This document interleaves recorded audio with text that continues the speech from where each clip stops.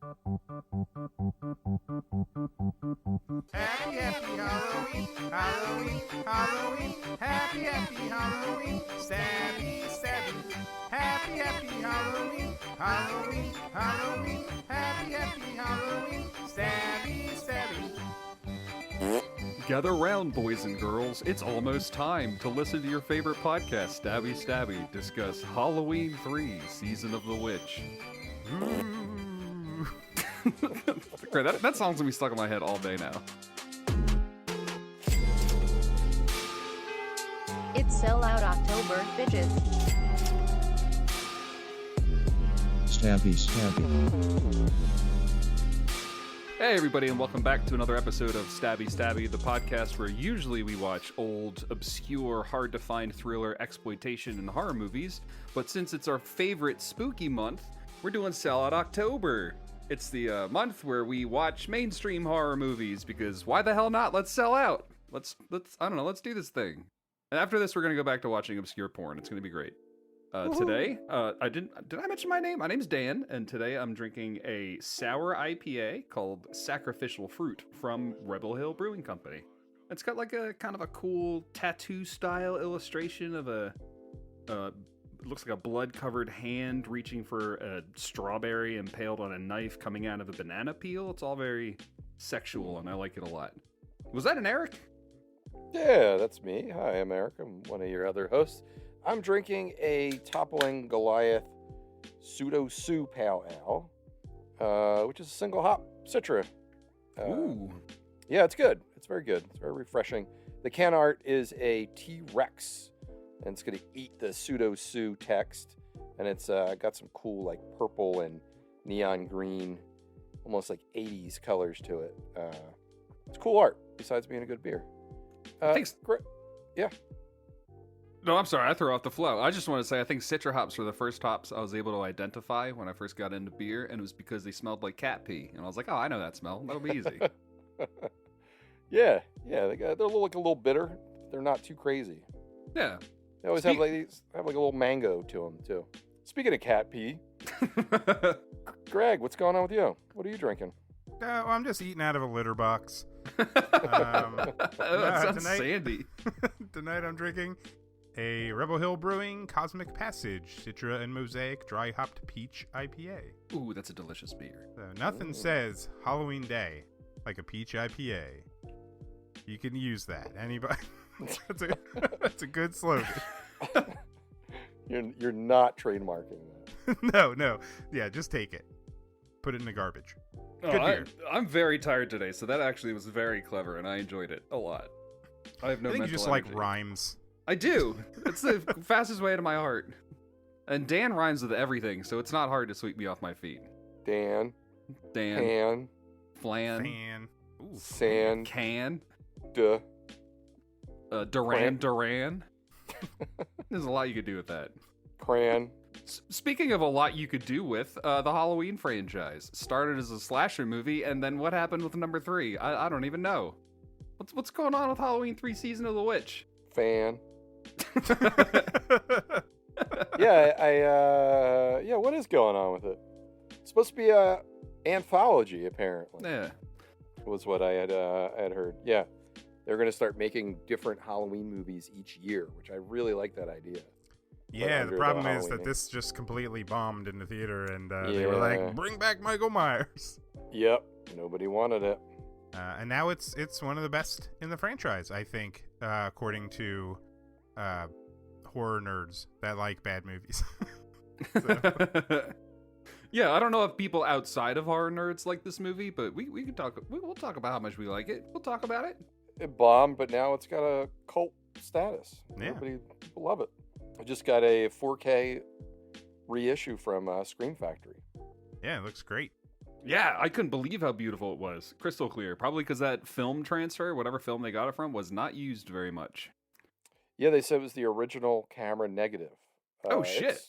It's really pretty. The colors are popping, and it looks like it was just filmed yesterday. It's really nice. I dig the scan, and there's a bunch of extras on it too. I don't know. What do you guys say? Do you want to slip on our officially sanctioned shamrock masks and stumble our way through a nefarious corporate plot to expose the children of the United States of America to a terminal disease? Yeah, I mean, absolutely. Yes. All right, let's do it. Please. It's a long journey to go on, so let's start.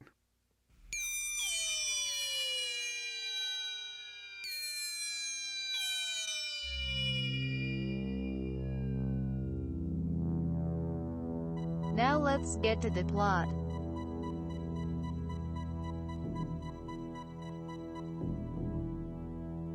So 1982's Halloween 3 Season of the Witch, directed by Tommy Lee Wallace, opens up on the movie credits over a digitized jack-o'-lantern with some Carpenter synth in the background. Yeah. It's a very cool opening. My dude's low-key coolest intro in the entire Halloween franchise. I love it. Yeah, me It's too. cool. It's like a Commodore 64 like sprite animation. It's like burp, burp, burp. I like the blue, baby blue color of the font too. Yeah. It's cool. Yeah. They used it in the Halloween Ends. They used the same color. It's nice. I like that the beeps and boops are the same key as the synth music behind it. It just feels very like dreamlike. And I also like that I don't think anybody in Gen Z like really knows what they're looking at through that entire intro sequence. It's just nerds like us that grew up staring at CRT screens close up. So tasty. We then move to Northern California on Saturday, October 23rd. A man is being chased. He has a pumpkin mask tucked into his pants, trying to make himself look a little bit more appealing. He crushes one of his chasers between two cars. And about an hour later, he makes it to a gas station. We hear over the TV that a blue stone from Stonehenge has been stolen. What? Don't ask me how you do that. That's fine. Don't worry, tons. we never know. Nope. yeah, they don't bother. They're just like, it's a lot of work. Let's just put it that way. They got it from Europe into a warehouse in America, just like that. They're like, it ain't easy. Yeah. And then we hear the Silver Shamrock song for the first time. Yep. 8 more days to Halloween, Halloween, Halloween. 8 more days to Halloween, Silver Shamrock. 8 more days to Halloween, Halloween, Halloween. 8 more days to Halloween, Silver Shamrock. Yes, kids, you too can own one of the big Halloween 3. That's right, 3 horrific masks to choose from. They're fun, they're frightening, and they glow in the dark. And you will never get it out of your head. Yeah. The first of about 700 times in this movie. I wish I counted, but then I didn't think about it until now. It's a lot. The man that's being chased collapses at the gas station saying, "They're coming." And Nice. the gas station attendant drives him to the hospital. I loved at the intro part when he like pinches the people that are chasing him between two cars. I think I've realized I like car booby traps. Car booby traps are fun. That looked like a violent way to die. I wouldn't mind. I was about to say I wouldn't mind going out that way, but I literally would mind going out. That seems like a painful way to die. I don't want to go that way. Yeah. Why do they call them booby traps? I think it's because boobs stick out, and as you're walking towards something, your boobs are going to hit them first, triggering the trap. All right, that makes sense. All right, I was not expecting that concise of an answer, but I like that's good. I've I'm thought satisfied. about this for years. My curiosity is could- satiated. It could also be because, like, booby is another term for, like, fool, and it's, like, little traps that catches fools. Oh, is that what it is? Or I like don't know. This is all guessing. Maybe it's like the booby conjecture. bird. They used to catch the bird in a trap. I don't know. We'll call them titty Yeah. traps. I like cart titty traps. It was really Yeah. satisfying. What was that movie you showed? Was it the Booby Trap? The booby hatch. Booby Hatch. The hatch. That's a whole new question. I don't know what to do with that. My head just exploded. Out of the side hatch. You gotta stop. Really, like, pulling the curtains on me here.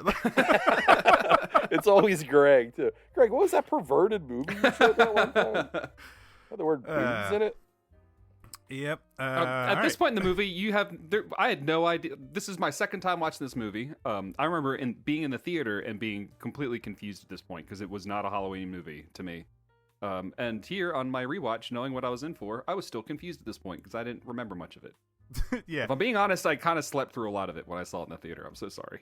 Truthfully, I've seen this movie like 7 times, and there was a part towards the end where I was like, I don't remember this happening. Yeah, I remember. Well, we'll get there. Yeah, the end of this movie changed, I think.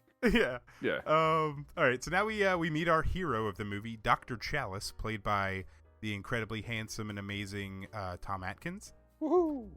He's visiting his kids at his ex-wife's house, bringing them some Halloween masks, but their mom has already bought them silver shamrock masks to wear trick-or-treating. Authentic. And silver shamrock masks are the most popular masks for 1982.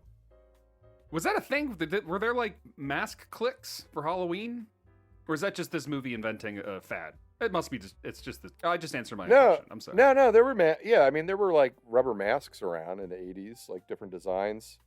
That guy that created them, Don Post, had a bunch of masks. Yeah. I had that skull mask.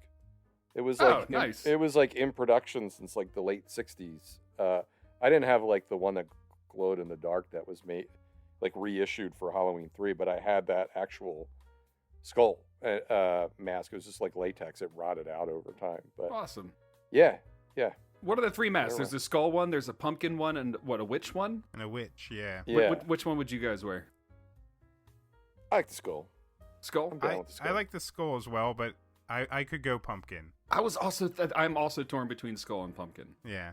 They're all cool though. I would be happy with anyone. If I opened my Happy Yeah. Meal and found any one of those 3, I'd be pleased. Speaking of Happy Meal, so Disney.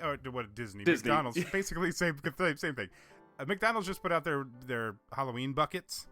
Yeah. And the green one, I'm going to ask you, what face is that green one? I haven't seen it. I haven't seen it either. I would guess either a Frankenstein or a witch, but I have not seen it. All right. Well, it looks like a witch, but apparently it's a goblin. Well, what's the difference? That's close enough. It's kind of like a witch hat. Are goblins when I found magical? out it was, yeah.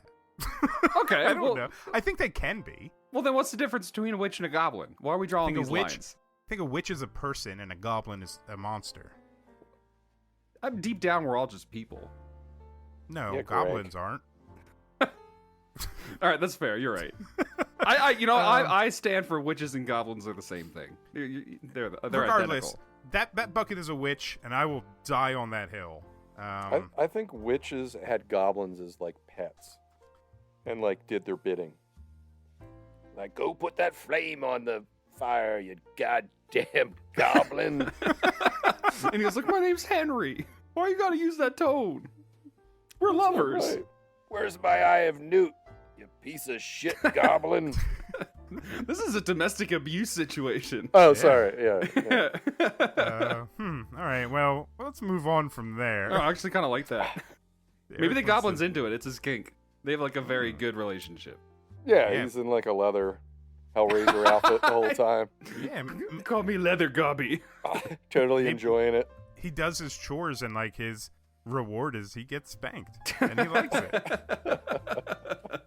Oh, I like this perved goblin. Yeah, witches and goblins Eskimo kiss by touching their little warts on the tips of their nose together. They just swipe the it hairs. back and forth. And then that's where fairies come from. They spring out of that. See, they're all the same. Man, it's a circle of life. Yeah. All right, so now we got Dr. Chalice. He gets called back to come to the hospital because the mysterious man who was running away at the beginning of the movie just got there. As they're wheeling him down the hall, the man whispers, "They're going to kill us, all of us." They're going to kill us. All of us. All of us. 100 milligrams Thorazine. But he's administered some drugs, and they put him to sleep. My Good night. My favorite part of that is the gas station attendant is there, so he's the guy that like brings in the dude with the mask that's dying, And as he's like, they're going to kill us, he just starts backing the fuck up, like slowly, like he's like walking backwards, and he gets the hell out of there. He's great. It's like a little side character. I also like that he's like, I just brought him in. I can leave, right? Like, I don't have to be here anymore, right? Right. Yeah. I don't want to get in trouble for this. I didn't give him the pills. So that's pretty good. Wait, did we see the doctor like sexually harass his nurse yet? No, we're gonna move right here. So yes. after Chalice sexually assaults the nurse, Goddamn. in what I could only call it an acute way, I guess. He's kind of flirting with her, smacks her on the butt. It's the early '80s. She grabs him back. They're like playing some grab ass. Yeah. He's like, I should have married you, Agnes. Except for him, it's a quiet night. I could use a nap. Doctor's lounge is empty. Want to take one with me? Pillows are in the cabinet, and there's milk and cookies in the fridge. I think I should have married you, Agnes. Watch it, Buster. I play for keeps, you know. I'm serious. It's like some mutual ass grabbing, I think. I feel like it's not the first time they've grabbed each other's asses. No, this is a ritual. They're a baseball team deep down. That makes sense. Yeah. Now we see a man in a suit similar to the man that was chasing our pumpkin mask holding dude. He comes into the hospital and kills the mysterious man in his hospital bed by gouging out his eyes. Is that how he killed him? He jams his thumbs into his eye sockets, and then we hear later that he pulled his skull apart, but we don't see that bit. Yeah, he like cracks his skull apart. Yeah. Nice. When they go back to his face, his face is all distorted, like it's moved up or something. It's cool. Delicious. And then he just wipes his bloody hands on the curtains. It's a little rude. I like that. Yeah. It's not very sanitary. Well, it's a hospital. That's gonna get changed. Probably. I hope so. Yeah. So the suit man then walks to his car. He pours gasoline all over himself, lights it up, and he burns as the car explodes. And Dr. Chalice watches this happen. Love that. Self-immolation might be my new decapitation. You don't see it often, but every time I do, it's like, oh, that's pretty shocking. And then it does bring a lot of questions to mind. Like, why would you burn yourself? Questions like that. I like it. I like how the car immediately explodes. Like, massively. He was sitting on top of the fuel tank for that Ford Pinto or whatever it was. Yeah. Yeah. And for anyone that hasn't seen it, we should mention there's zero emotion on his face before he does this. And when the guy gets crushed by the car earlier, there's zero emotion on his face. And there's a reason why. Yeah, I wonder why. They just love Halloween. They take it really seriously. So as the police are investigating the murder-suicide, Dr. Chalice is examining the pumpkin mask. The next day, on the 24th, the murdered man's daughter, Ellie, comes to identify the body. So, not a lot of characters in this movie that you need to know about. You got Chalice and Ellie and one more person later. Don't worry. The best thing about the introduction of Ellie is when Tom Atkins sees her, and he just makes this face like we're gonna bang, like immediately. Yeah, laser eyes. She's like mourning her dead father, and he's like, this is going down. He's got a sex radar. He knows what's up. She's like, my father's dead. He's like, it's gonna happen. It makes sense. I think in his introduction, we see his ex-wife, and we see him. He grabs one nurse's ass, and then he gives another nurse a kiss on the lips, his like CSI buddy nurse friend. Right, Yeah. like a corner. We haven't met her yet. Yeah. Whatever. So here comes another woman. So of course this guy's gonna be like making googly eyes at her. I think guys, hospitals are just doctor harems. Nurses are. I think they're in the 80s. The nurses were there for the doctors. Is what this movie is telling me. Yeah, what's like an old Roman place you would go to for orgies? Orgitorium? Yeah, the old orgitorium. Yeah. I think that's what hospitals are, yeah. Bathhouse? Yeah, is probably a better term for it, but... I like orgitorium. They got You got the vomitorium and you got the orgitorium right next to each other. Do not confuse them. And all the liquids go to the same spot afterwards. It gets baked into bread. Around the corner's the bakery. Oh man, let's invent Rome, you guys. Let's do it. Yeah, we got about one day. Yeah. All right. We're all gonna. This is it. This is our last podcast. We're done. All right. So where was I? All right. Chalice is. He then goes to visit his friend Teddy, who is like Eric mentioned, the like forensic pathologist or something. Sure. She's sifting through the remains of the burned up car. He wants her to find out information about the guy that killed himself. They flirt around. They got some sort of relationship on the side. He's divorced, and he's just hitting on every woman that's in this movie. Yeah, he's got divorced dad energy. And he's just constant. When he leaves the hospital, he immediately starts drinking, which is awesome and relatable, and I love it. Yeah. I do think when Ellie walked in the room and he found out, like, oh, this is this guy's daughter, he should have said, like, ooh, come to your new daddy. Come to daddy. It would have worked. Would have been good. So now we jump a few days in the future to the 29th.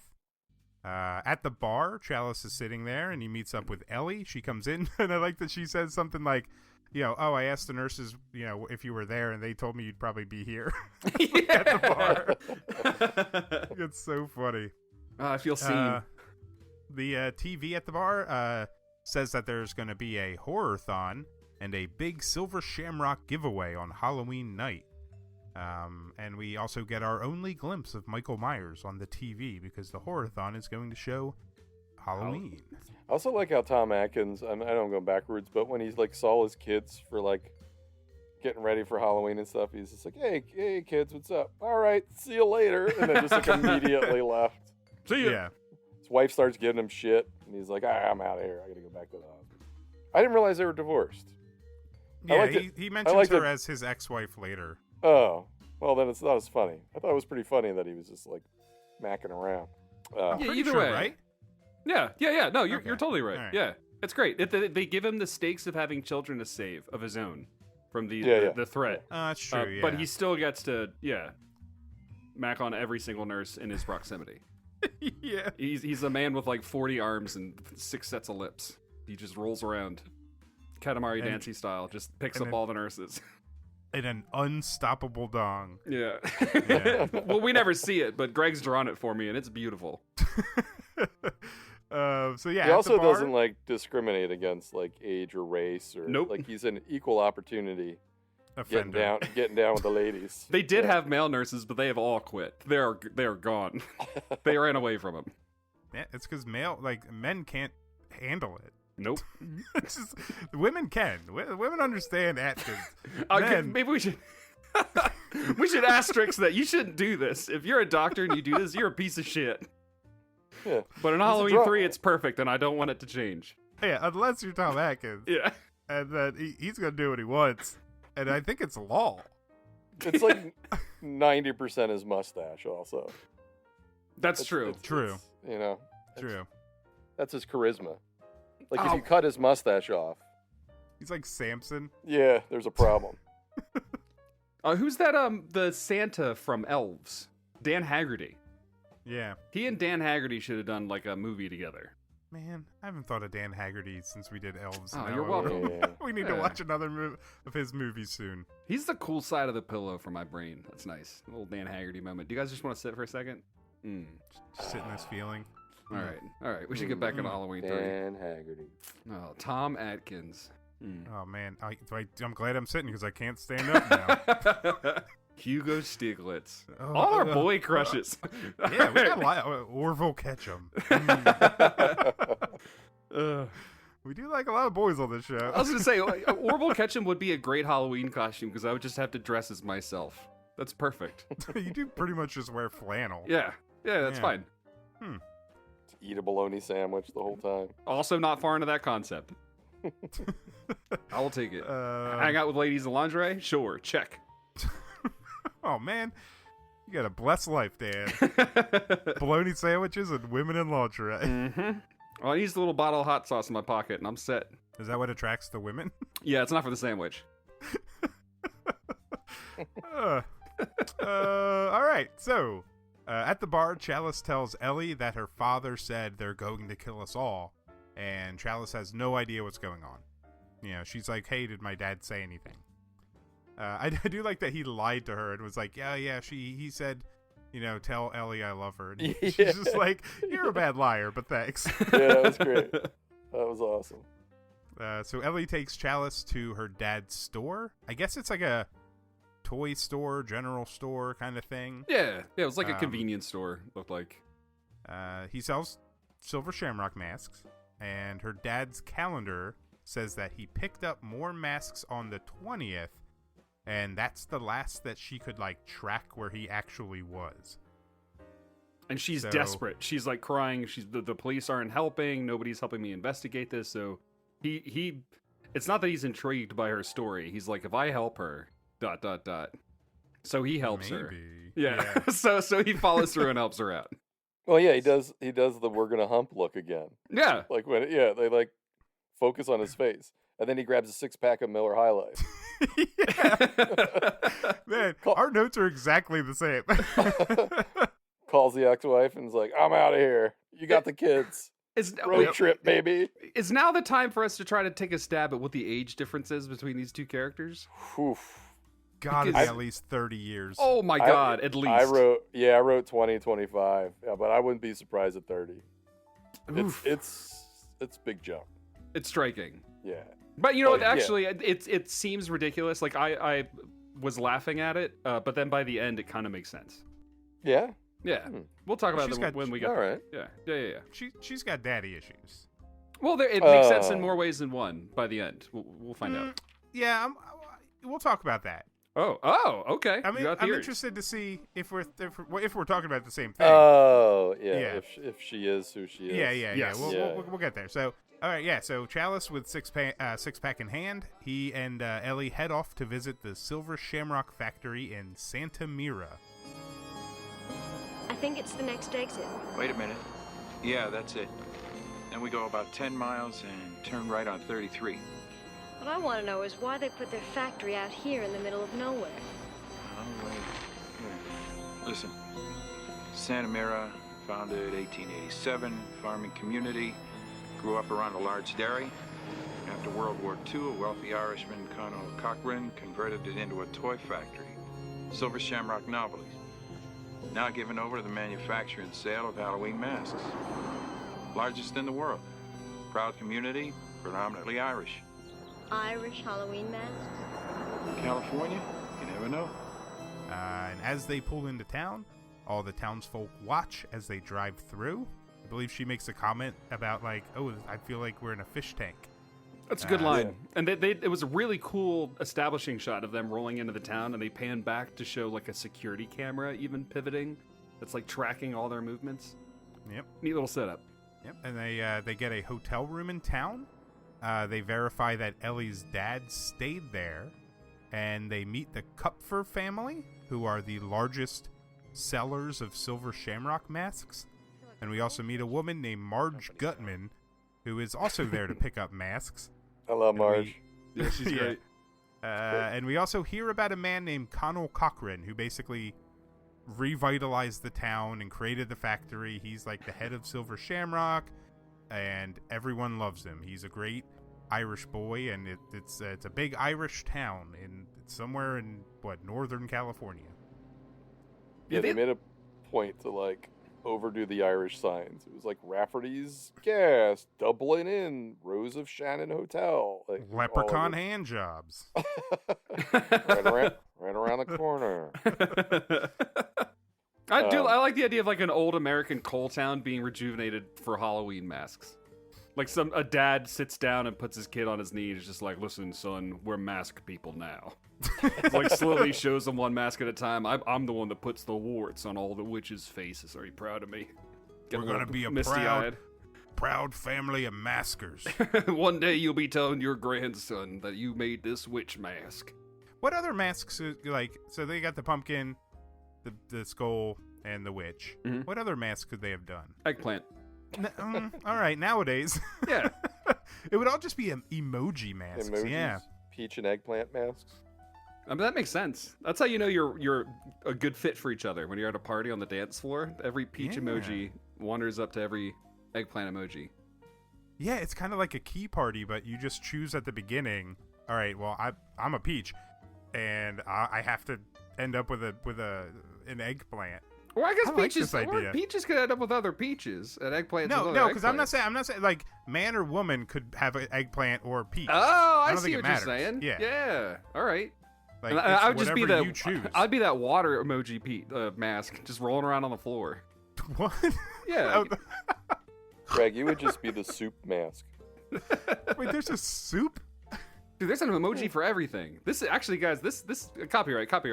We're starting a mask company. We're gonna do emojis. This is a brilliant idea. I wouldn't be surprised if that's already a thing.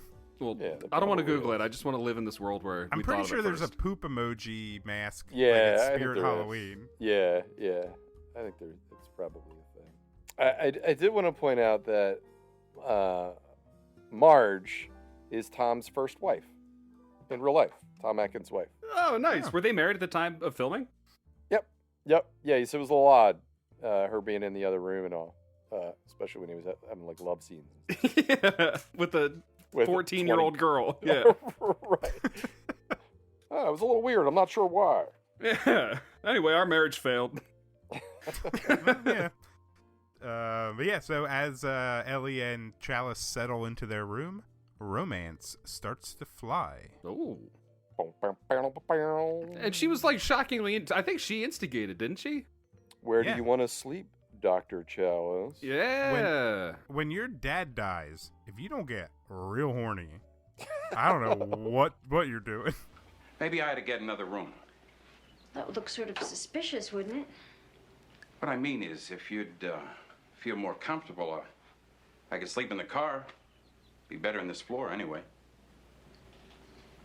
Where do you want to sleep, Dr. Chalice? Although I do like when they go into the hotel room together. What's his like line of dialogue where she's like, we should go check out the facility or something like that, and he's just like, slow down, it's getting late and I could use a drink. And then the next shot establishes that it's 6 p.m. So at 6 p.m. this guy's like, time to be as drunk as I possibly can be. I cannot function after 6. Yep. I also like how he's like, we'll get 2 rooms, and then he comes back and they're just both in one room. Like, what happened to the second room? The implications. He's got a whole routine planned out. Yeah. It's all by design. She even makes a comment though, like, "Oh, well, wouldn't that be weird? We said we're husband and wife." Oh, Yeah. That's right. Yeah, You're right. That's so weird. Still, the town has a curfew that kicks in at 6, and I think that works in his favor. That's a good lifestyle for him at this stage in life. That would work in my favor. Yeah, too. honestly, I'm not opposed. Yeah. I dream of a country where sirens go off at 6 o'clock and they go like, "Go home, Greg, stop You're eating not soup. allowed out now." It's time for bed. It's that was Jamie Lee Curtis's voice of the curfew announcer. Oh, really? I didn't Yeah. notice that. well, Oh, nice. Please confine your activities to your own homes. Thank you. Have a very pleasant evening. Well, cameo. Oh, then it's a real Yeah. Halloween movie. What are people complaining about? Yeah, stop Yeah. complaining. Come on. All right, yeah. So that night, like Eric mentioned, the curfew goes into effect in the town, but Chalice goes for a stroll to the liquor store. As you do. Of course. He meets up with a homeless man who asks if he could have a. I think I liked his line where he says like, "Oh, that bottle looks a little heavy. Yeah. I can help you out with that," or something like that. It was so good. I also like that he didn't like have to undo the top of the bottle. Like he had been clearly drinking it on the way back from the store already. Yeah. Like he couldn't wait. You know. Yeah. Yeah. That wasn't even his character. That was just Tom Atkins. Yeah. I was about to say that. That's called improv, Eric. Just in between the shots, they just added it later. They were like, I'd say he's a method actor, but I think he was just playing himself. I mean, he does have a method. It's just to be drunk, and it works. Man. I like that the dude was like, I don't have any diseases or anything. Yeah. And he's like, oh, that's cool. I'm a medical doctor. I can let you drink out of my bottle. I'm immune to everything. It's fine. I've kissed so many homeless men. Yeah. It'd be funny if, like, at the end of the movie, when he's like, no, they zoom in on his lip and he just has a cold sore, like, forming. Man, this guy has been with so many women at this point. I think one homeless guy is the least of his problems. Right. Yeah. I mean, we saw the pair of kids with his ex-wife. We don't know how many other families he started in every state he's lived in. That's true. He's the Herschel Walker of this movie. Little Tom Atkins running around with little mustaches. Yep. Slapping asses. They go up to their mom, just smack their... Hey, with my dinner, Linda. Oh, man. Oh, you're your father's child. Whew. All right, so we see that the town is heavily surveilled. We see a lot of cameras. The homeless guy basically says, like, yeah, like, Cochran is listening. And you know, this is going to be, you know, Silver Shamrock Factory's last Halloween. He plans to blow it up with Molotov cocktails before next Halloween. He tells Cochran, or he tells Chalice more about Cochran, and how he, like, brought all these Irish people in and hired them for the factory, and didn't hire any, like, the hometown boys like himself. So yeah, the homeless guy's not happy. He's basically been thrown out on the street to fend for himself. But they part ways, and the homeless man later gets confronted by the suited up thugs, who proceed to rip his head off. Yeah, pretty cleanly.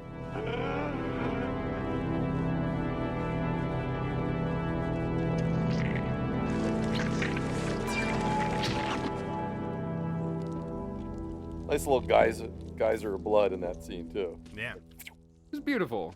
The homeless guy didn't really put up much of a fight. He just kind of like sat down and was like, okay. Joink.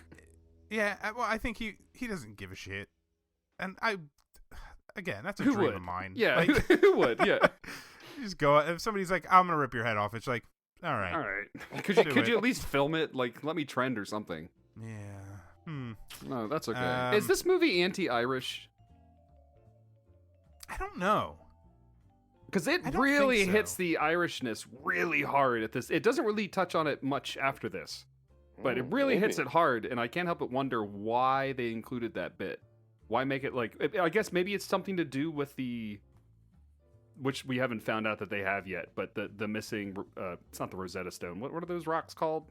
What are them holy rocks? Stonehenge. Is it that, like... There's some, like, religious connection to Irish culture with Stonehenge or something? I mean, yeah, so we'll find out more about it later, but basically, I think it's inferred that all these people living here were, like, part of his town that Cochran grew up in. Okay. Yeah, or at least that's how I took it. But they're all descendants of witch goblin children. So they have, like, I guess, like, leprechaun energy. They're magical. Yeah. Yeah, okay. No, I don't think you're... I thought Cochran's, like, one of the concepts was that he was like a warlock. Nice. Like he's like hundreds of years old. Oh yeah, why is it called Season of the Witch? That doesn't really have anything to do with anything that happens in this movie. Looks like the season of the witch. Is that it? It's based on a song lyric? It was like 1982 SEO. I'll just name it after a popular song.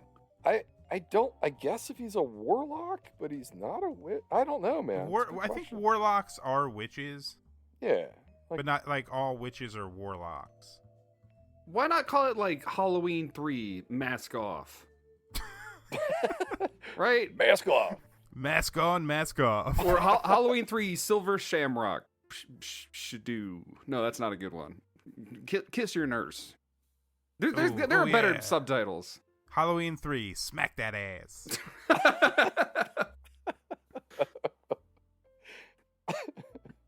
Yeah. Yeah, I don't get it. The title doesn't make sense. There are better subtitles, yeah. I mean, we just hit on better ones. Yeah. Yep. I don't think Are you ready for Atkins Stash to smash that ass? Halloween 3 in theaters. You're gonna pay for the whole seat, but you're only gonna use the edge. And your mom's bedroom. Don't bring your mom. She'll go home with Atkins. It's 6 p.m. Are you drunk yet? Halloween 3, are you drunk yet? That would have been good. You'll pay for the seat, but only use the edge, but the whole seat's going to be wet when you're at the end of this movie. Gross. You're going to pay for the seat, and it's shaped like Tom Atkins' lap. Ooh. Everybody sit on your Tom Atkins face seats. Trademark. Yeah. The younger you are, the cheaper the ticket. Oh, God. Oh, yeah. Anyway, where were we in this movie? This seat smells like booze and cigarettes. That's built in, Timmy. Yeah, that's ode to Tom. You can't win. Oh, I hate to say anything, but the merchandise is slipping. I mean, my 4-year-old was throwing the thing against the wall. Granted, the trademark shouldn't just come right off. Yeah, I see what you mean. By the way, my name's Marge Gutman. My shop's on Union Square in San Francisco. You can't miss it. Why don't you look me up? Yeah, thanks. I will. Bye. No, so we're back at the hotel. Ellie talks with Marge, who she comments that the tag fell off of her son's mask, and that it's shoddy workmanship from the Silver Shamrock factory. Chalice ends up making a call to Teddy, the forensic pathologist or whatever, to see what she's found in the fire remains. She comments that someone must have mixed up the bags because all she's finding are like metal parts. She's not finding any human bits, but she's finding what she assumes is car parts. That means something. Yes. Oh, also, it does. when the tag, she shows the tag that had fallen off the mask, the camera does a little snap zoom on a computer chip inside the tag. Yes. Which doesn't make sense, but that's fine. It's 1982. Computer chips are magical. Also, this is literally a magical computer chip. Well, that's the thing is, I don't think it needs to be a computer chip based on what they say later. That's true. But it's a marriage of science and magic. Chalice gets back to the hotel, and he and Ellie proceed to bang it up. Nice. And while they're doing the funky chicken, Marge takes a closer look at the mask tag.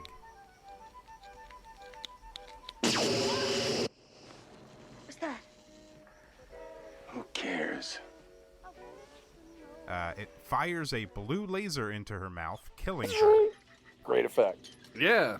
We see the aftermath of her messed up face, all just real jacked up, and a spider climbs out of her mouth and into the hairline on her head, and I hated it. It's amazing. It looks so cool. freaking cool. Oh, no, it looks fantastic. It skeeves me out. I don't like the idea of spiders coming out of my mouth. I mean, yeah, most wouldn't. Most wouldn't. I like how Atkins just immediately went right to the boob sucking, in the first second, right away. And then the laser shoots, and Ellie's like, "What was that?" And he's like, "I don't know." And he's just buried in boobs again, in both scenes.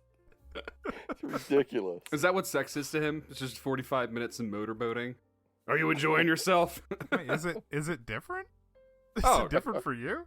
I don't want to be the one to break it to you. So no, it's not different to me. That's how babies are made, right? Yeah. You just motorboat until a baby falls out. Yeah, the friction makes life. Yeah, it drops all women have a baby inside them, and you gotta shake them up, and it'll fall out. Yeah. And that's how babies are made, little Timmy. Yeah, it's like a gumball the birds machine. and the bees conversation. So now you know everything you need to know. You know how to make a baby, and you know you're going to be a mask man when you grow up. And if you get shot in the mouth with a laser, a bee's going to crawl out.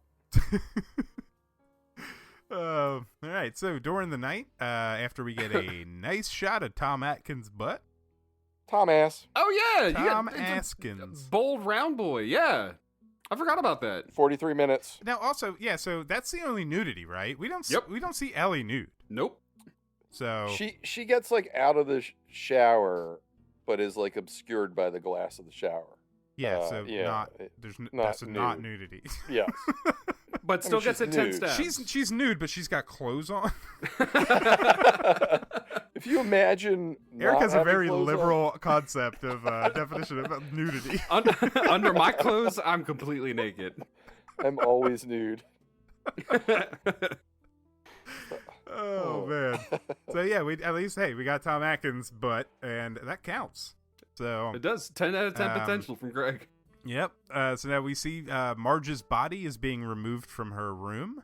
Connell Cochran shows up and tells Chalice and Ellie that Marge is being taken to the factory for treatment. They've got, world-renowned hospital in there and doctors, so she'll be fine, even though they wheel her out completely covered. Lifeless. Yeah. Bugs crawling out of her stretcher.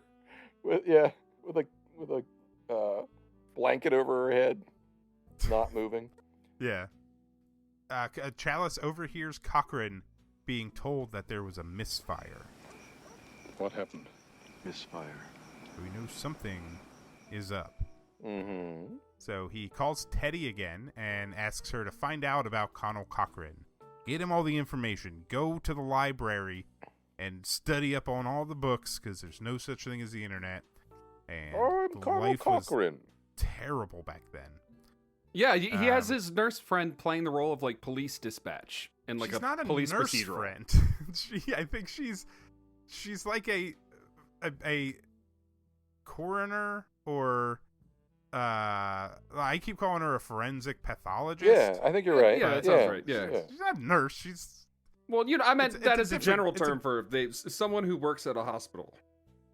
Okay. But either way, she's clearly like doing this to help him out, and I think he says like, "I'll buy you dinner" or something like that. So even while he's macking it with this new girl in the hotel, he's flirting with his.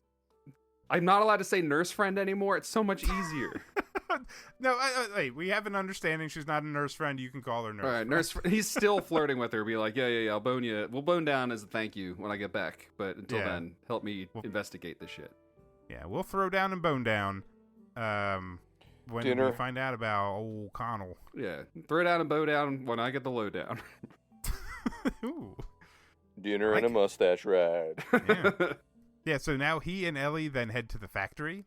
The factory verifies that her dad had picked up the masks and left. About the confusion over your order, I just tell you one thing. A replacement order is being prepared for you absolutely free. The whole thing's on me. Is he incredible or what? Now, how would you like a guided tour? Oh, thank you, sir. They then get invited on a tour of the factory with the Kupfer family. Yay! I love the Comfort family. They're awesome. I love their bratty fucking kid. I'd loved hating that guy. He was awesome. Good little kid character. Yeah. Yeah, they're like the quintessential like American family. They're like all overdressed, like annoying Americans. They're great. Yeah, they're living the American dream by selling overpriced masks to the masses. They have that very particular energy of like they're super proud of an accomplishment that nobody else other than them would consider to be an accomplishment. Like they're what, top distributors of this mask, and they're walking around like they own the place, which is adorable. Isn't the dad of the family? He's like naming all the popular products from Cochran. Yeah. And he's like, he's responsible for like the dead dwarf guy or something like that. Is that what he says? You really don't know? Connell Cochran, the all-time genius of the practical joke. He invented sticky toilet paper. Oh, you must know. The dead dwarf gag, the soft chainsaw, all his. No, gee, I didn't know that. Something like that, yeah. So the soft chainsaw and the sticky toilet paper. So Connell Cochran was like a gag gift. Yeah, like a novelty creator. Yeah. And then he eventually moved into Halloween masks, and now and it was Silver Shamrock Novelties, and now they just do masks because that's their biggest seller. There was one shot of the wife in the of the family. She's holding like a plaque that was given to them as a reward for being the top sellers or whatever. And she's looking at this like reflective metal plaque and like touching up her hair in the reflection. And I thought that was a neat little character moment for her. And then I think she was the one that had a line that was something like, did you know he's one of the richest men in the country and he got that way by selling cheap gags and Halloween masks? There's hope yet. And when I heard that, I was just like, oh, no, there isn't. You were describing the downfall of labor in America. That's okay. That's all right. Yeah.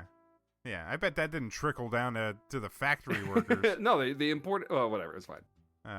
So they're on a tour. Cochran shows them how the masks get made and comments that the son can take a mask and gives him one of the bagged up masks, the pumpkin mask, because that one's been through final processing. What's the final one the kid process? tries to grab doesn't have like the tag on it or anything like that, so that's important. Yes. Yep. We also learned that there's a door that they are not allowed to enter because it's Cochran says, "Oh, there's like toxic chemicals back there." Yeah, we're gonna treat the mask that your kid is gonna breathe through all day Halloween with all these chemicals. You don't want to walk in the room. Yeah, it'd be very bad for you. Not for kids. Don't worry about it. Yeah, no, it's fine. That could be fine. When you shove those masks in the plastic bags, the the bad vapors will just leave. Don't worry about it. Common side effects include hair loss, so don't worry about it. But he's gonna get so much candy with that cute pumpkin mask. Yeah. And he's shit. gonna grow a real thick mustache. Maybe that's what happened from owning a skull mask. There you go. Yeah. It's the Eric origin story. Explains everything. So as Chalice and Ellie leave the factory, Chalice sees a bunch of men that look like the suited up guy that killed Ellie's dad. Ellie then sees her dad's car in one of the buildings. Oh my God! What? That's Papa's car! Wait, Ellie, don't. As she tries to go into there, she gets stopped from entering by the suited men. So Chalice is just like, "Oh, we should go. This is not going to work out for us currently. Let's get out of here." Makes sense. So Chalice tries to call the cops from the hotel office, but the call's not going through. When he gets back to the room, Ellie is gone, and we see a bunch of suited men out front who end up knocking down his door and come after him, but Chalice escapes through the bathroom window and he runs. You guys getting like Matrix, Mr. Anderson vibes? Yes. Suited men? Yeah. Big time. Also, tall man vibes. Yeah. A lot of shots that reminded me of Phantasm. And all the guys standing out in like the dark in front of the hotel was very Children of the Corn. Oh no. Yeah. Was it Children of the Corn, or am I thinking of what was the what's the Children of the Damned? Just the way it was lit, you mean? Like yeah. They weren't kids. You're saying the tall suited men in the dark reminded you of children, is what you're saying. Yeah, we should mention it was Dean Cundy again, who did all the cinematography, and he was on the original film. Nice. Yeah, I mean, a lot of this movie looks beautiful, especially in 4K. It's beautiful. Yeah, that's one of the first things I noticed with this new 4K restoration and the Dolby Vision HDR. The colors pop in this, especially when we first meet the Kupfers at the hotel. It's daylight. He's wearing like a bright jacket. They look like Tim Burton characters. Yes. Like how bright the coloring is. Yeah, the clothing was definitely on purpose. Yeah, like suburbanite, all American. You're right. They're almost like separated from the background. They're really cool. But for like what this movie is, I think it's shot beautifully. Hard agree. Definitely agree. He's amazing. Yeah, it's every shot is interesting and super well lit. Of course, he went on to have like a crazy life and career. I'll have to read more about him. There was a lot of like visual storytelling in this too. It's good. It's just all around well made movie. All the mechanics are there. Even if this isn't the part of the movie where I'm like, just get to the end. Just get to the end. We all know what's going on at this point. I just want to see him get the final discovery and move. Yeah. This is where it starts to drag for me. I agree. Chalice escaped, and he ends up breaking into the factory area looking for Ellie. He does find an old woman who is knitting, and then her head falls off. Yeah! You startled my grandma! You scared her so much her head fell off. Our pets' heads are falling off. I like that she had real hands, clearly, like doing the knitting. Yeah. Yeah. It looked like something out of Blade Runner. Like that they would find. It did. That dude's little factory or his house with all the. Oh, yeah. The weird robots. Yeah. The like replicant toy guy. That's right. Yeah, the toy. Oh, totally. Guy. Yeah. But Chalice now fights one of the suit boys, only to discover he's a robot. I like the fact that he's punched this guy so hard in the stomach that it goes through his body, and he pulls it out, and his hand is covered with like yellow, I guess like grease. It looks like motor oil and stuff. Yeah, like new motor oil. Yeah. But he was that was a killing blow on a person. Yeah. No matter what. Like right into his guts. People are softer than machines. I don't know. Yeah, that is a true thing. Yeah, he was fighting to kill. Yeah. Apparently, it was frozen orange juice. Oh, nice. That's a convincing effect. That's really creative. Yeah, it looks good. But yeah, so he Chalice ends up getting captured by Cochran and his thugs, and Cochran basically kind of just talks about like he's really upset that the I believe the old woman robot is broken now. He's like, oh, this was vintage. It was made in like Germany, and it's really hard to get new parts for. Mm-hmm. So yeah, he's very proud of his robots, and hey, good for him. They're pretty good robots. They're pretty badass. That's true. Yeah. Yeah. But yeah, now it's Halloween morning. Chalice is taken to an underground area of the factory. We see that they have stolen that stone from Stonehenge, and they have it standing up in there. And it has some connection to the masks. But Cochran he doesn't really lay out his plan to Chalice at this point. And this is where we learn that he's like, yeah, we stole that stone. It was tough getting it here, but I'm not going to go into it. We spared no expense. I love that. Yeah. Might as well just magicked it there. Yeah, I like, it's kind of like time travel movies where they're like, like Looper especially, where they're talking about time travel and Bruce Willis's character's like, I'm not going into it. Like, yeah. If it bothers you, that's a you problem. Yeah. It'd be cool if it was like Halloween 4, and then they showed how they got the stone from Stonehenge. Like it was the entire movie. Yeah. It was like a heist movie. Dun, dun, dun, dun, dun, dun, dun. It could be like the Netflix Fear Street movies, where like it starts in the 90s and then moves to the 70s and then the 1600s. It like each sequel is a prequel to the previous thing. Yeah, I only watched the first one. I don't know if they were any good, but I heard they were pretty good. I heard they were all right. But yeah, I would love to see a Connell Cochran heist Stonehenge stealing movie. I'd be down for it. Same. I'm glad that we got a scene where the bad guy monologues about most of his plot to the protagonist. I love those scenes. They always make me happy.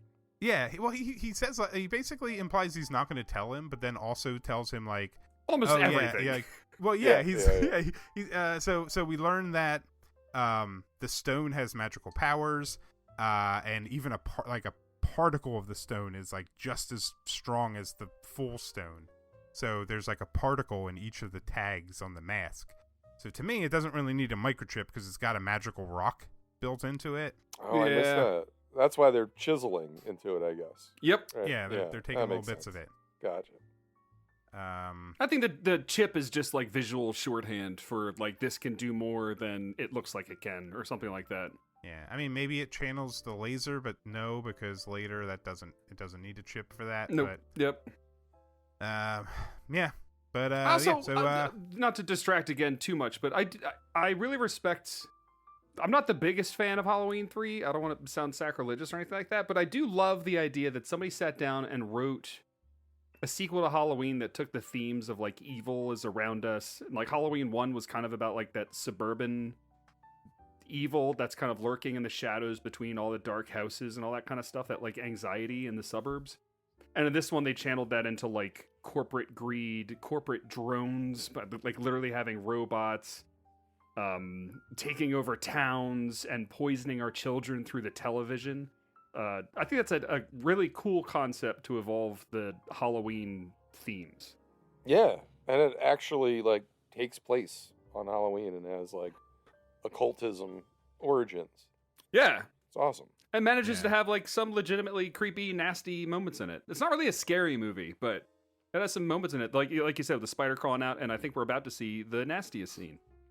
Those are pretty great. Yeah, pretty great that's moments. Coming up. Yeah, so Cochran shows Chalice that Ellie is stashed away in some room in the building. She's tied down to a gurney. We then watch the Kupfer family being taken to another room. The kid puts on his mask and watches kind of a pre-recording of the final Silver Shamrock giveaway commercial.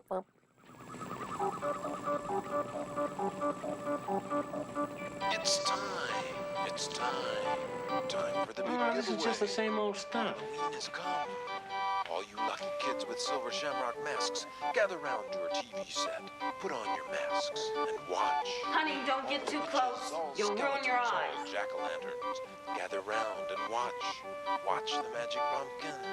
Watch. The kid he's sitting in front of the TV. He's got his mask on. As the commercial kind of just like flashes the pumpkin face over and over again, he starts like writhing in pain. He ends up dying, and snakes and bugs and spiders all come out of his face. Yeah. The snakes then proceed to kill both the Kupfer parents by biting them because they're locked in that room and they can't get out. He has a rattlesnake. Cool shit. It's nasty. It is nasty. I would also be screaming and trying to get away from my rattlesnake son. I would want no part of that. Well, she shouldn't have shook that baby out of her. It also looks like his face is melting at first before the bugs come out. Like the mask is like sort of melting his face or something. Well, that's the thing. Like even the mask itself looks like it's falling apart. At Yeah, that it's point. like deteriorating. Yeah, it's cool. It looks like it's a one-time use mask. Yep. Well, we see when the first misfire happens, like the laser chip shoots a blue beam in her face, and when they wear the mask, the laser chip is pointing into the mask. So I guess we're to assume that inside that mask is just like a disco hall of blue laser beams just bouncing around in that kid's head. Yeah, it's pretty much it's probably melting his brain, but also magically inserting bugs. It would have been cool if like the disc played the song, like that's why it had the chip in it. You know, like the song plays. Like those toys where you like click the button on the hand and it'll sing. Yeah, I love that idea.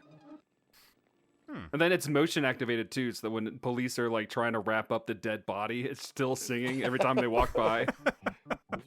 Rude. So yeah, now it's Halloween night, and it's almost time, kids. The clock is ticking. Happy, happy Halloween, Halloween, Halloween, happy, happy Halloween, Silver Shamrock. It's almost time, kids. The clock is ticking. Be in front of your TV sets for the horror-thon. And remember the big giveaway at 9. Don't miss it. And don't forget to wear your masks. The clock is ticking. It's almost time. Happy, happy Halloween, Halloween. We see kids all over the country wearing their silver shamrock masks, going trick-or-treating. Some beautiful shots in this movie with the kids walking along like the ridge against like the orange sky. Looks so good. Yeah, that's the poster. Yeah, it's awesome. It's beautiful. We also see Chalice's kids. They're wearing their masks and they're getting ready for the giveaway. Oh boy. So now we see Teddy. She's very suspicious of the Burning Man's remnants. She calls in like the head nurse friend to come in and take a look. But sadly, she gets murdered by a robot. No! I believe he drills her in the head. Yeah. Off camera. Oof. Off camera, yeah.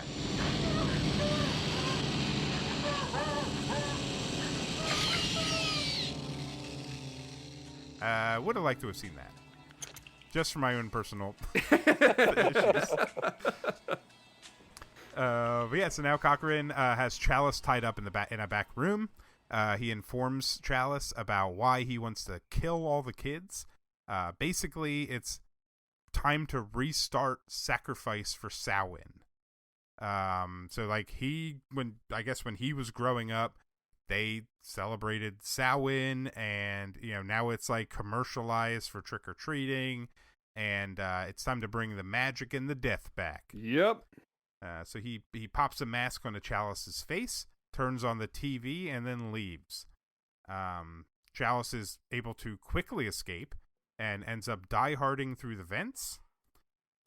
He gets to a phone and calls his ex-wife to tell her to take the masks away from the kids, but she basically just yells at him and hangs up. I love that scene. He starts out just being like, shut up. Shut up. Yeah. Get rid of the mask. No, shut up. Get rid of the mask. And then she's on the other line. Like you can hear her. It's like the Charlie Brown voice. She's like, You're drunk. Go to hell. It's like the best interaction. Awesome. Yeah. I love the idea of reverting Halloween back to some like scary or evil thing, and the best way to do it is to like wipe out all the children in the land. That's freaking awesome, and I want to see that take on every holiday. I want to see a Christmas movie that has like poisoned candy canes and a ticking clock or something. Or so Halloween does have that pagan, well, so does Easter, so does Christmas. Well, yeah. Yes, but if we think of Christmas as the like Christian holiday of Jesus being born, and Easter where he died, what if on Easter Jesus comes back and crucifies all the kids? Yeah, well, you're thinking Good Friday. Good Friday is when it's all the same. Good Friday is when Jesus comes back to life and attacks all the children, and Easter is when all the children come back to life. That's the sequel. Oh, and eats the parents. Yeah. Where does a rabbit fit into it? I don't know. Because themes. Just watches. The kids are remnants of sexual relations, like parents banging like bunnies. No. The rabbit could just be like thematically nodded to, and then at the very end, out of nowhere, we see a rabbit lay an egg. And then the credits roll. Into heaven. Yeah. And then the rabbit just like turns to the camera and just shrugs. No, it turns to the camera and it says chaos reigns. Ooh, yeah. Nice. Yeah. Done. Chaos reigns. Chaos reigns. Man, that's the best part of that movie. Easter, rated R. What's in your basket? And it's just a head. Just an Easter basket with a head in it. God, I want to make an evil Easter movie. Yeah. Okay. Sorry. There is I think there's a movie called, was it Holidays? And they have like short films based on holidays. Oh yeah. And there's a pretty cool Easter one where the Easter bunny is gnarly. It's pretty cool. Nice. I'll have to see that. Yeah. Most of them in the movie aren't as good, but I think the Easter one was pretty solid. Could I add just one additional thing to the Easter movie that you guys created? Yeah. So the eggs, or the egg, it's painted like Tom Atkins' face. It has like a mustache on it. Yeah. Yeah, that's it. Yeah, I like that idea. Yeah. All right. So we know he'll star in the sequel. Exactly. Oh, he's our Christ. That's the Christmas sequel. Our Christ. The Christmas sequel. So the Good Friday one ends with the children coming back to life. The Easter one ends with the Easter bunny laying Tom Atkins' egg head. And then the Christmas one is Tom Atkins coming out of the egg, and then at the end he's crucified. Yes. Done. It's full circle. He's crucified under Pontius Pilate. He's suffered and died and was buried. the literal biblical story. The only change is at the very beginning, he crawls out of an eggshell. It's never explained. Yeah. And it's Tom Atkins. Yeah, fully grown, going, wow, give me liquor. Yeah. He's doing like... wow, give me a mom. Let me suck them titties. Give me a mom. He's doing that walk, like where he falls 3 times, but he's still like slapping asses on the way to the cross. I'm picturing him like just like the baby from Who Framed Roger Rabbit, but just human adult size. Smoking a cigar, smacking asses. No, don't worry about it, darling. This is my cross to bear. Slap. He's just like, hey, did you know I'm hung this big? He drops an empty liquor bottle at the foot of the cross. My God, why have you forsaken me? Atkins wept.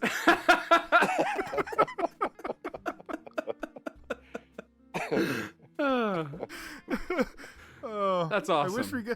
I wish we named our episodes not the movie title. We could just call this one Atkins Wept. Oh, man.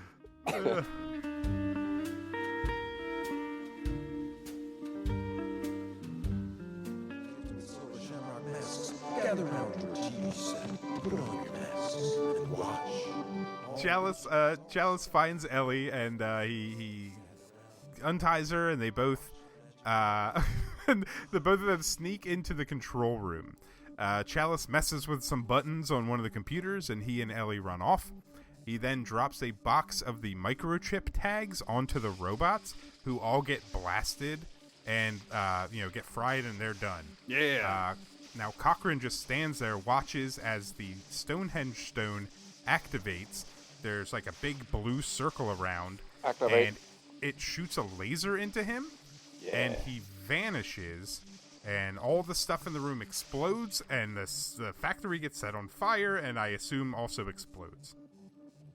I don't remember Colonel Cochran dying. Yeah, he's got a weird death. Like when the laser hits him, he turns like silver. Yeah. Or like almost like stone himself, and he has this weird like half smirk on his face. It's real bizarre. Yeah, and then he just like fades away. I just don't remember it happening. I've seen this movie at least a half dozen times. Oh, is that what you're talking about? Forgetting? Yeah, I just don't remember him dying. It's a weird death. It's very odd. But yeah, maybe that's the Warlock thing that they said. You know, they said that could be. Possibly, maybe he was like magical, and that's why it was a strange death. I don't know. Yeah. My inclination was to think that he didn't really die, like he was sent elsewhere or something like that. Like, yeah. Yeah. He ascended into heaven. Yeah. Transported him. Yeah. Well, he went down to be in hell for 3 days, and then he's gonna go up to heaven. That's true. Yeah. Yeah. We got a lot of Jesuses in this movie. I'm so sorry if you're a Christian listening to this. I apologize. A couple too many. I'm just kidding. I'm not sorry. Yeah, man, it's Halloween. Hey, it's Halloween Day when this comes out. So hey, all right. This is the Devil's Day. Chalice and Ellie escape, and they drive off. As they're driving, she attacks him. What?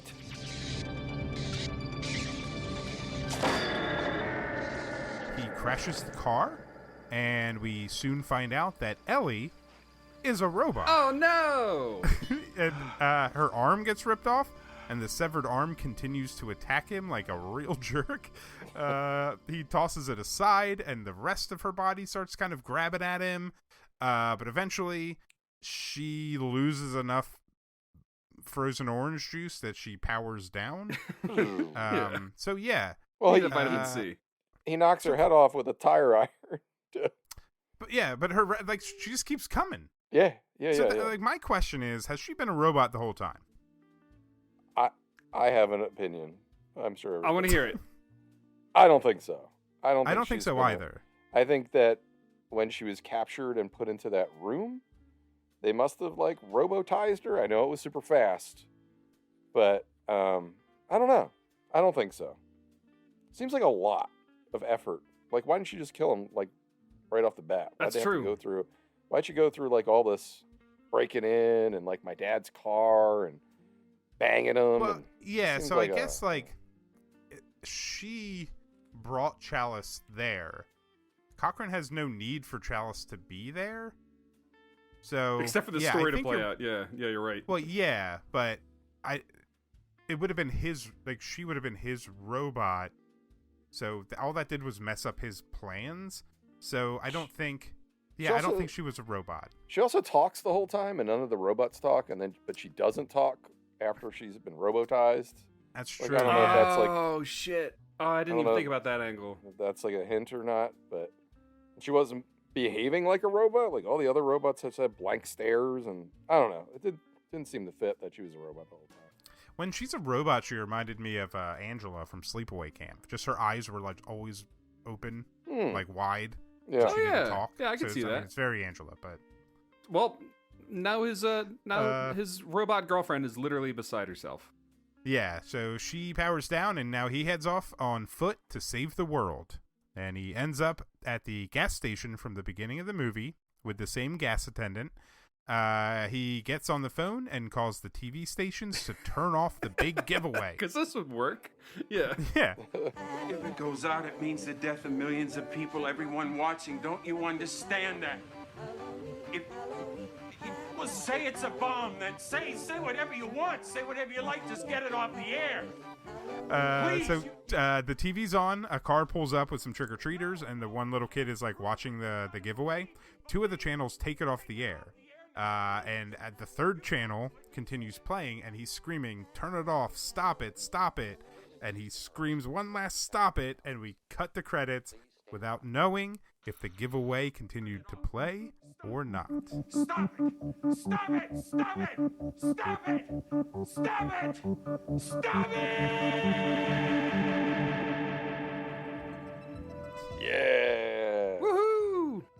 Shot really well, that scene. Like, lots of tension, and he's sweating, and he's he's emoting, and the lighting's great. There's a lot of tension. It was good. I love that ending scene. It's a good one. I like it too. Felt like- I love that felt like ambiguous a- ending. It makes me cozy in my shoes.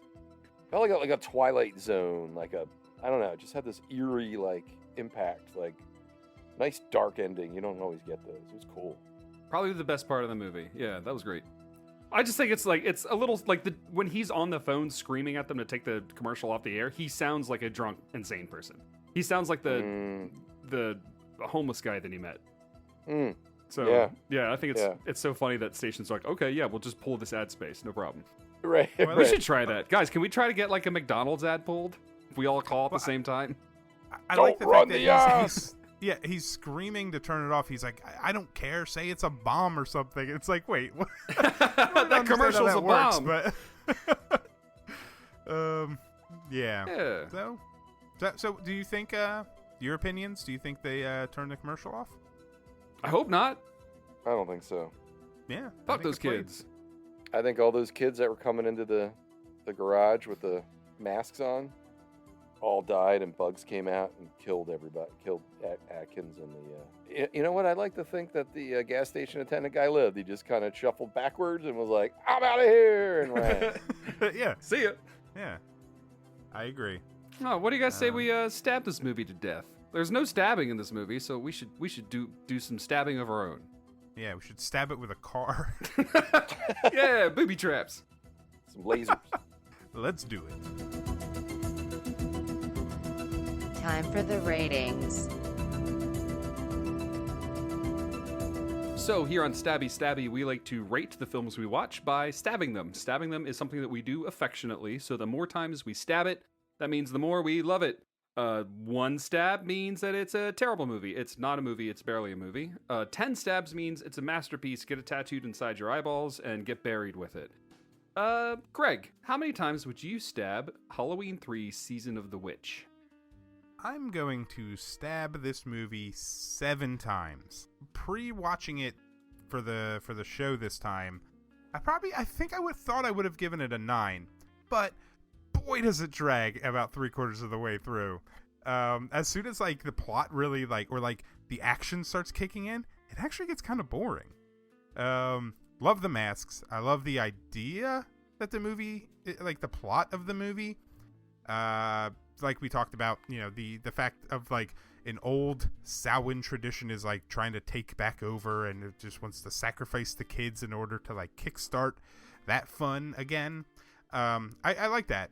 It's shot beautifully. The masks are amazing. It really feels like a Halloween season movie. Yeah. Less like a Halloween franchise movie, but it has autumn all over it. So it's a great Halloween day watch. It's like this and Trick or Treat from Michael Dougherty. Two Halloween day movies that I watch every year. So yeah, 7 stabs. It could have been a little shorter. I think if they cut out 10 minutes, it probably would have been 9.5, and maybe a 12 because you got Tom Atkins' butt. So bonus stab for each now. cheek. Yeah, for now only 7. How about you, Eric? How many stabs you giving it? I'm gonna rate it what I wrote down. I gave it an 8.5. Yeah, I like it. I think I have some nostalgia, some big time nostalgia going on for it, and that's okay too. So our director's Tommy Lee Wallace. I did want to mention quickly, he did Stephen King's It TV series in the 90s. He did Fright Night 2, and he was also co-edited Halloween in the Fog. So he's got some chops. Oh wow. But yeah, I don't know. Evil toy maker steals a piece of Stonehenge. Pretty cool. Ritualized mass sacrifice of children. Okay. Evil corporate entity with killer humanoid robots. Yes. Tom Atkins mustache, drinking heavily and horn dogging all over the place. Yes. Has some plot holes. Drags a little bit, but I love the dark ending, and man, is it shot beautifully for the type of movie it is. I also really, I know this doesn't have anything to do with the actual quality of this movie, but I love the concept of Halloween being like an annual movie where it changes each time, but it's still based in Halloween, like that sort of anthology, like a never-ending anthology that's different each time and has like loose connections. Man, that gets me excited. But also one to mention that our director said that he was heavily influenced by Invasion of the Body Snatchers, which we see like in the humanoid robots and stuff. We can talk about that much, but it's got a B-movie feel to it, and I'm there for it. And it's it's perfect, like Greg said, around that Halloween. Like I know it's a lot of people's. It's a ritual for watching this film each year. So 8.5 for me. Dan, what about you? I agree with everything you guys said, and I'm giving it a 6.5. And I only think that I'm lower because when it drags, it just. The first time I saw this was in a theater, like a crowded theater full of people, and I nodded off at about the, I don't know, 2/3 point when he's just like creeping through. We did go drinking a lot before. Yeah, well, you know what? It's the movie's job to keep me awake. That's true. When it drags, it really drags, and I feel like Eric, you had mentioned it felt like a Twilight Zone episode. Mm-hmm, like if it had been like 45 minutes with all the best parts of this, I feel like it wouldn't have lost much, and it would have been a lot better. So I'm not going to repeat. I totally agree with everything you guys said. It's beautiful. All the weird ideas in it are like awesome, and I loved seeing them play out. It's just, man, I wish it didn't drag so much. It could have used a little bit of trim that fat. But yeah, this will be an annual watch, I think, in our house, because you're right, it is very autumn and brisk, and you can get up and go get a beer a couple of times, and you'll be fine. You're not going to miss much. So yeah, Halloween 3, 6.5 for me. Well, I give a 10 to anybody still listening to this. This is a swervy episode, and thank you so much for hanging out with us. We really appreciate it. If you would like to watch these horror movies along with us and get the full experience before we spoil the whole thing, so that, as we're chatting about it, you can also have your own ideas. Disagree with Greg and agree with Dan, and just love on Eric. That's the right way to watch the. That's the right way to listen. There is a way for you to know what we're watching in advance. Greg, how can people learn about what we're going to watch?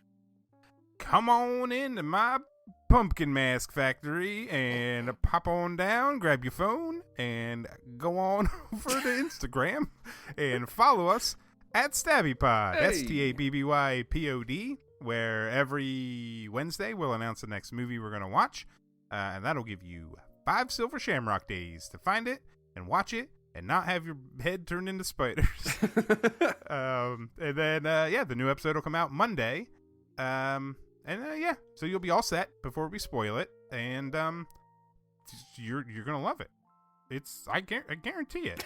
Like Men's Warehouse, Stabby Stabby. Yeah. I don't back up my guarantee though. So you're gonna like the 70s porn. We guarantee it. Yeah. I think our listeners are weird enough, like us, that these movies will fit. It scratches inside an your itch. bonnet. Yeah. It's like a bee inside your bonnet. You're gonna love it. And also, this movie concludes this year's Sellout October. What a ride! What a ride! That was fun. I enjoyed all of them for different reasons. Hope you guys had a good time listening. Because baby, we're getting back to garbage soon. Yeah. So. I'm actually really looking forward to it. I kind of miss laying in a dumpster. It's kind of comfortable in there. It's warm. It smells like food. I like it. You're always looking up at the stars. Yeah, it's nice. It's nice. So next week we'll be back into something greasy and slimy. So I'm looking forward to it. So we'll catch you then.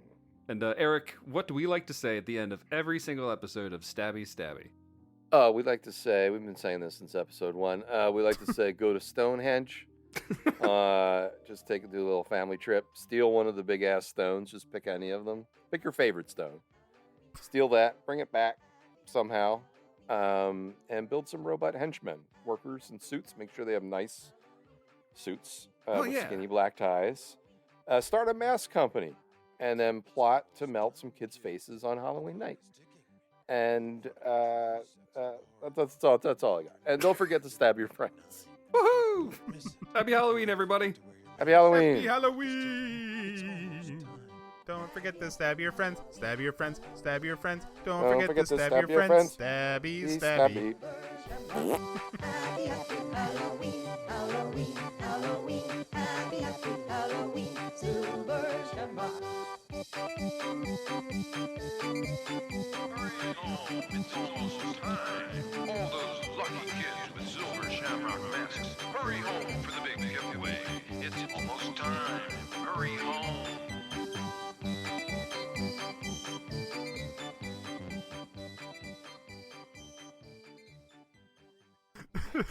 Atkins wept.